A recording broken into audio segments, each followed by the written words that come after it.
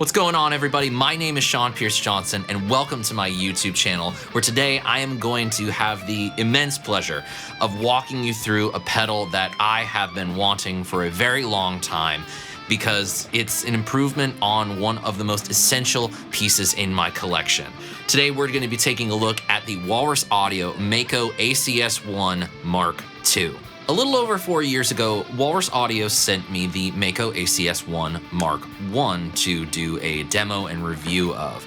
I loved it back then, but I didn't really know quite how it was going to find its way into my musical life. I kind of was not gigging at the time, and really I had load boxes and amplifiers, so really what was an amp sim pedal going to do for me? That was until I started playing very heavily at church. Prior to the ACS1 getting onto my board, I was just bringing along an amp head that had a built-in load box and an internal speaker simulator. It was great, but it was a lot to bring along with an amp head, a pedal board, and a guitar for those kind of gigs. You know, you're lugging everything 3 to 4 times in the span of a 48-hour period. I wanted to be able to have something that was a bit more plug and go. The ACS1 slotted right into the board for that purpose, and I was loving every minute of it. But there were some improvements that I would like to see. At the outset, it was a little bit temperamental with certain pedals, not quite as pedal board friendly across the board. Well, thankfully, some firmware updates shored that up. But I really wanted to know what kind of potential there could be if we were pushing the gain on these amp sounds that Walrus was choosing to model. And hey, could there possibly be a high gain firmware in the near future? Well, kind of like how I suggested the Mako M1 needed a mix control for some of the sounds built onto the modulation pedal in the Mako series, Walrus seemed to take everything that I wanted to see done in the Mark I version of the ACS1 and put it into the Mark II version.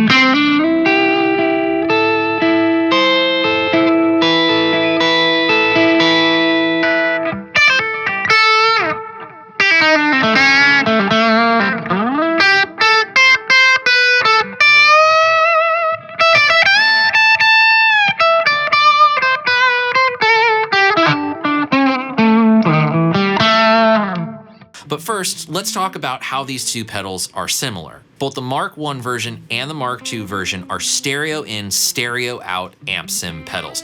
You can set it up to basically be 1 amp sound on both channels of audio, or you can set 2 specific amp and cab combinations on the left and right channel respectively, so you can have a 2 amp rig inside of a very pedal board friendly enclosure. Both versions have a built-in boost circuit that can be engaged on top of the amp sounds that you create. So if you want to drive the front end of those amps a little harder or increase the level for a solo boost, you have controls to do that as well. Both versions require a 9-volt power supply at 300 milliamps, so it's not exactly the most taxing thing in the world to run on a basic pedal board power supply.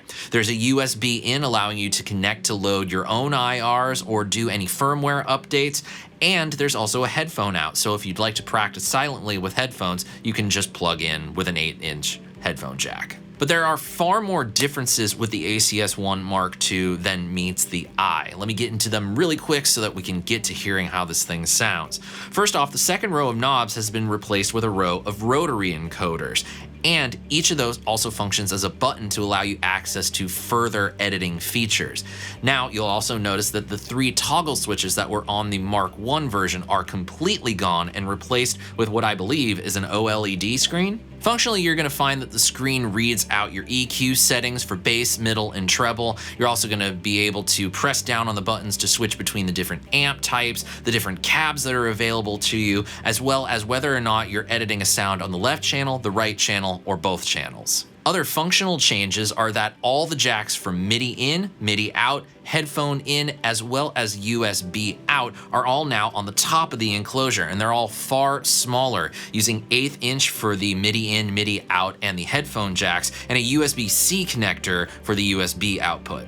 The power input is once again on the left side of the pedal, and right there, right at the top. Very, very nice placement for this stuff. But that's all the stuff that's been changed on the outside, but it's what's on the inside that really matters. Starting with the amp models, we have access to 6 of them, the original 3 being the Fullerton, the Dartford, and the London models, but now we have the addition of Red, Citrus, and Tread. We get every kind of sound from Fender Deluxe Reverb, Vox AC30, and Marshall Bluesbreaker to PV5150, Orange Rock Reverb 100, and Mesa Boogie Dual Rectifier. I am very happy with this selection. Not only that, the amount of IRs that can be loaded onto the ACS1 has been increased dramatically. From the original 6, now we have 12. And what's great is that the entire selection that comes stock in the ACS1 Mark II has been curated by people who know their tone.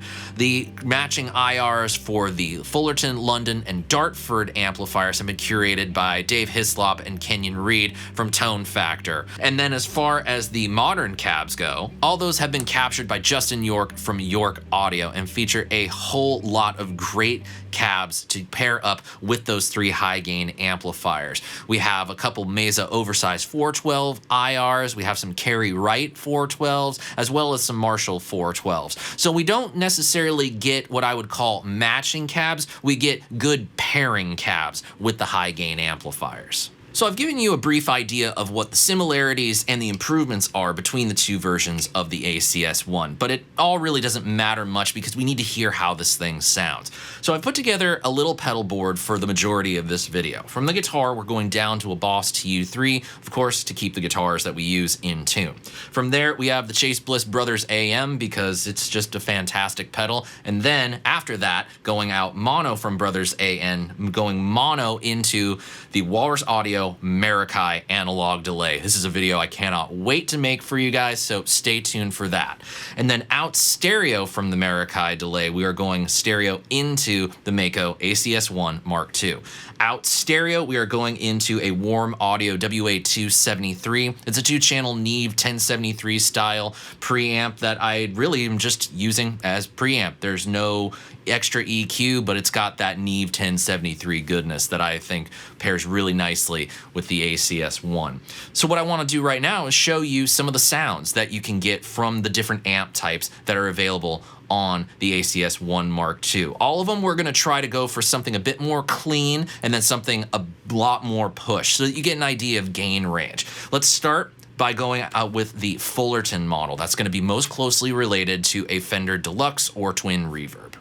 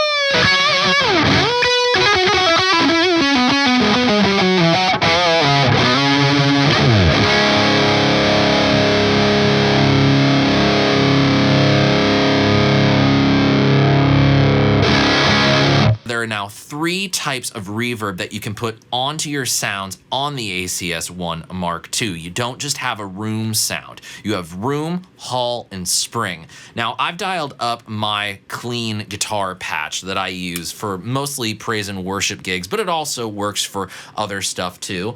And this is what I have at the start of things. It's got the Fullerton on the left and the London on the right. For this portion, I'm going to turn down the room control all the way so that we first hear the 2 amps set up by itself without any of the reverb added.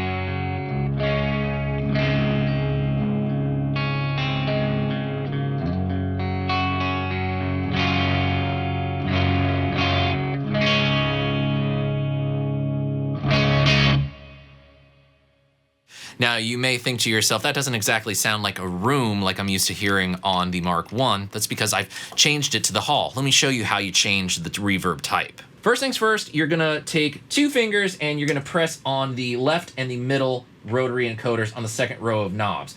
There you can see room. You just turn the encoder 1 space and get to room, and then you use the middle encoder to select your type. You then have the right encoder that sets your decay time. Let's just go ahead and crank that just to have some fun. And let's go for the room. Confirm our selection by pressing on the encoder. And this is the full decay of the room with that setup, and that setup is at halfway.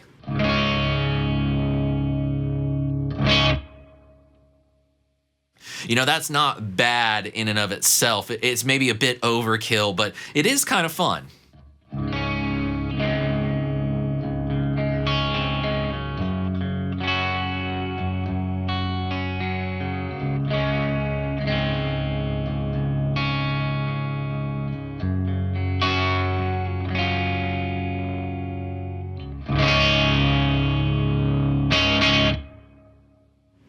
Let's just, for the sake of having some giggles, let's hear full decay of the hall reverb. I'm just gonna hit 1 note.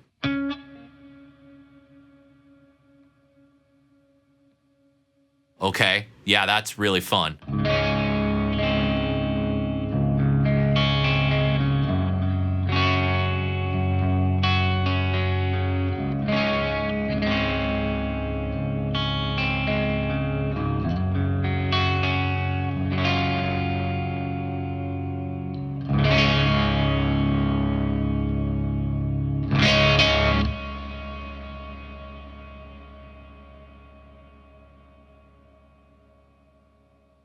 Okay, play with the decay and the level of it with the room control. And if you, like me, would be using this on a praise and worship gig, you might be able to knock off a reverb pedal on your board, which is kind of ubiquitous in the praise and worship circles, multiple reverb pedals.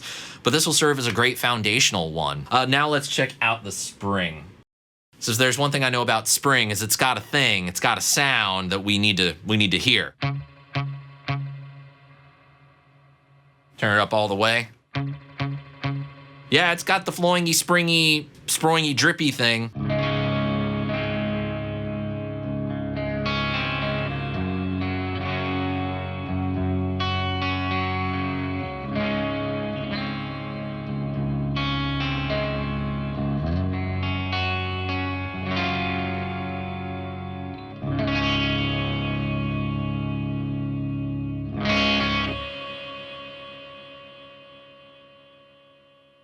There was kind of a little distorted thing going on with that at the end there. That was kind of cool. So really, what is the point of having something like this? Well, one of the things about direct guitar tones is we often try to create the illusion of space with echo and reverb pedals. But a lot of times when you're recording those sounds with microphones in the studio, you tend to be able to get some sort of ambiance from the room. It kind of helps those effects breathe a little bit. So what I'm gonna do is this. Let's go to the room setting. There we go. I'm gonna go ahead and put the mix at about 7. And then let's put the decay at around 4.5. We hear a little bit of the early reflections going on in there, so that's kind of cool. It can be helpful for us. But how is it going to really improve? Because by itself, it's not really that great of a sound. Well, let's go ahead and slap on some of this mkII stereo analog delay. And I'll go ahead and turn the mix control for the room sound all the way down, and then I'll turn it up back to that same spot that we had it at.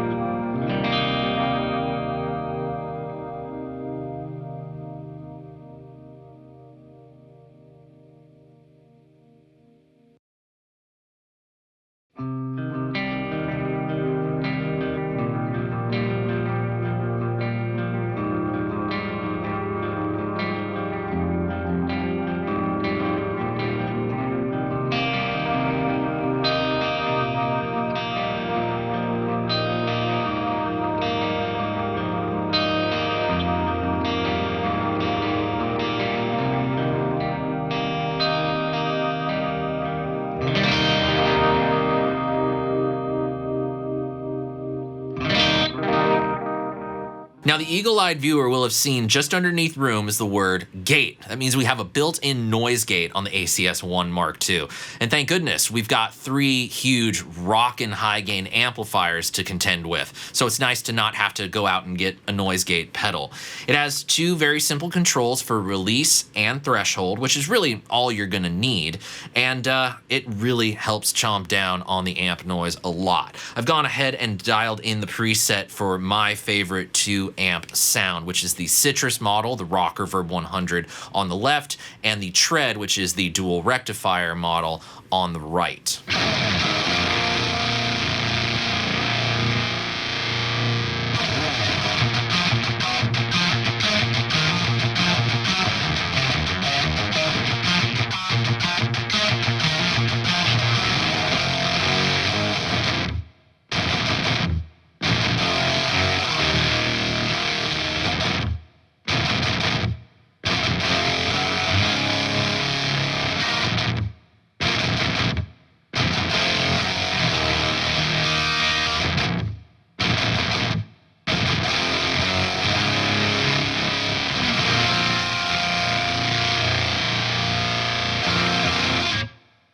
That immediate closing is essential for that part of the song for me. That's called Black Hole. It's off my band's second EP. Please go check it out if you would like to.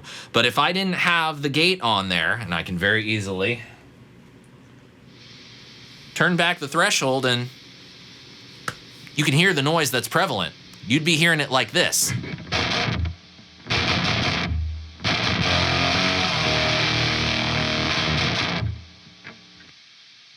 Then turning that threshold back up, and I had it pretty darn high. I had it somewhere around 6.9. And it just takes care of everything. Scrolling down one more, we have 2 different types of EQ. We have output EQ and amp EQ. Now the out EQ is sort of a master low and high cut filters that allow us to be able to shave off some of those unnecessary frequencies. Then the amp EQ is a resonance and presence control for each amp model.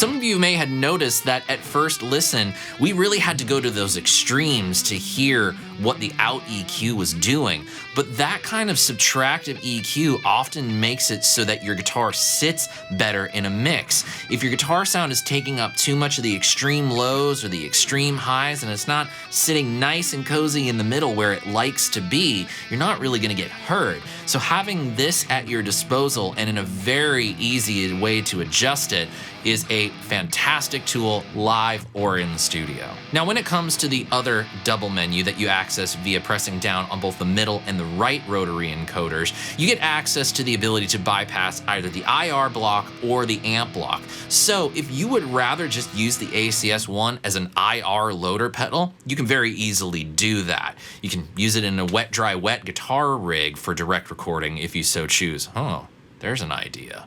That might be something for a future video, but that's not now. You can also adjust whether or not you want the brightness of the screen to be at a certain brightness level, and also turn off the screen and go to a screensaver. And there's also the MIDI settings in there as well. But really, that's all you need to know about the ACS1 mkII. It has a whole host of great amp sounds, a fantastic selection of matching cabs, and the adjustability for endless tonal combinations. And with that all being said, I don't think there's any better way to wrap this up than by having some fun, making some music, and showing you some sounds. Here is a very pop-punk friendly, high-gain, crunchy sound using the Dart and the Tread model. That's the AC30 and dual rectifier models, respectively. It just has that sound of Summers at the Warped Tour. Let's check it out.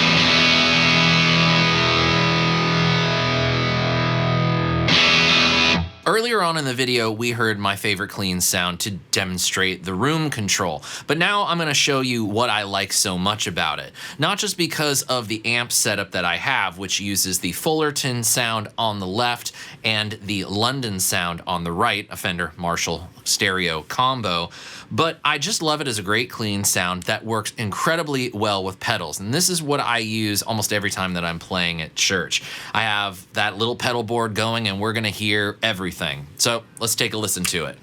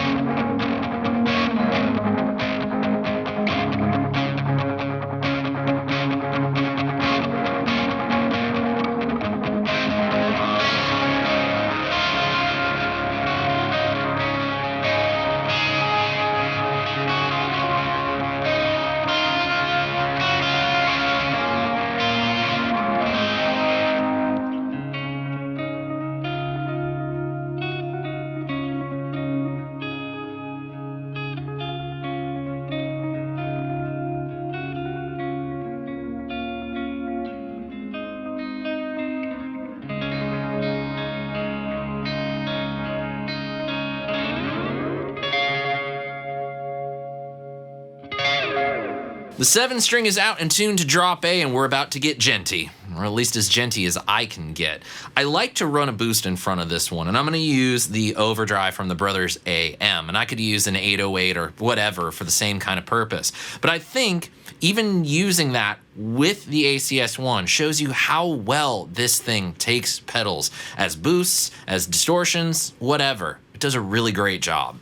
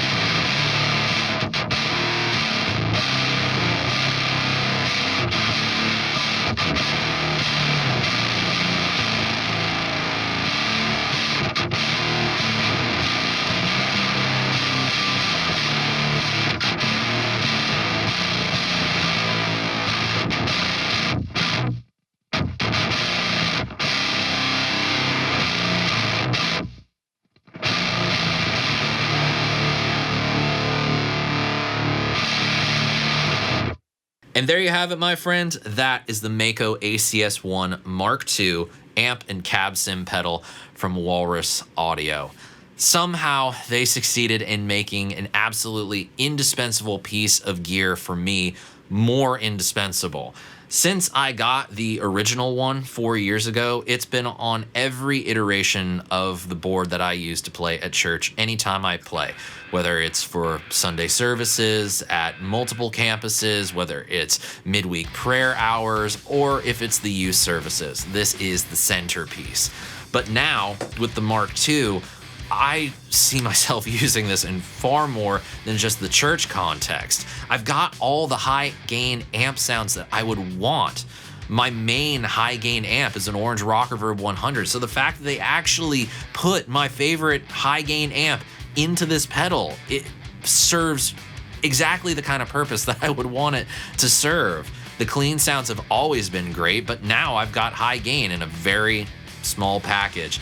It really starts to open my eyes to the possibilities of what I can create with a DI guitar rig in the near future. And I just love the platform. I'm not a huge modeler guy, as much as I love checking things out like the Quad Cortex, the Helix, and the NuX Trident. I just prefer pedals. I love being able to look down at a board, see the knob that I need to change, reach down, grab it, and make the turn right there. Not menu diving. And even with adjusting sounds on this, it's so easy to do. Now I have a rig that's basically going to be a giant space station pedal board and is going to be stereo, and I need to learn how to program MIDI. But I feel like if I talk any more about this and gush any more about this, you might feel like I'm starting to talk too much. So I'm gonna cut myself off and just thank you all for watching this video and spending part of your day with me.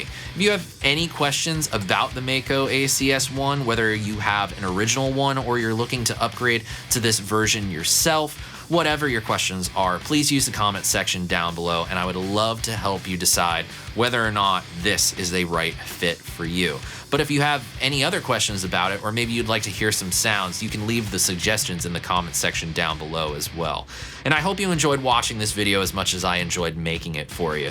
If you would like to support my channel and what I do, please do click the subscribe button and ring the notification bell. You wouldn't know how big of a thing that is for how small of an action it is, but trust me, it really does help out a lot. You can also give it a thumbs up. That's another simple thing to do as well. But if you'd like to go a little bit further with your support, you can join my email club, which you can sign up for in the link in the description box down below. I send all my video links direct to your inbox, so you don't have to worry about the algorithm deciding whether or not you should see it. And I also let you know what's going on here in the channel or my musical world, because you never know, I might actually be playing a gig near you pretty soon. And if you'd like to support the channel monetarily, which I greatly appreciate, you can just use the affiliate links I have in the description box down below. You can use them for big purchases or small purchases, and they're to some of my favorite retailers and brands. And every single time you use those links, I earn a small commission that essentially helps me keep the lights on here in the studio, and that I can keep making videos just like this. I thank you all so much for spending part of your day with me, and I hope you have a great rest of your week. Until I see you again, I'm Sean Pierce Johnson, wishing you all watching great tone, great health, and happy stomping. Cheers, friends. God bless.